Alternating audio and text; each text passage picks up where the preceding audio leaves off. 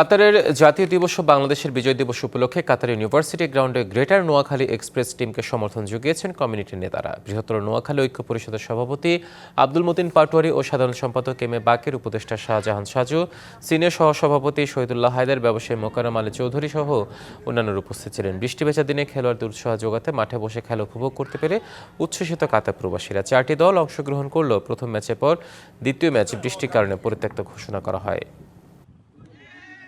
নোয়াখালীবাসী আমরা আসছি এখানে যে খেলা দেখার জন্য, নোয়াখালী এবং বরিশালে খেলাটা দেখার জন্য, কিন্তু আল্লাহর অশেষ রহমত যে বৃষ্টি শুরু হয়ে গেছে। কাতার প্রবাসী সকল প্লেয়াররা যারা শত কর্মব্যস্ততার মাঝেও একটু আনন্দ দেওয়ার জন্য আজকে এখানে এসেছেন, আমি তাদের সকলের প্রতি কৃতজ্ঞতা প্রকাশ করছি। কাতারে বসবাসরত নোয়াখালীবাসীর প্রতি উদাত্ত আহ্বান জানাবো, আপনারা মাঠে আসুন, আমাদেরকে সাপোর্ট করুন।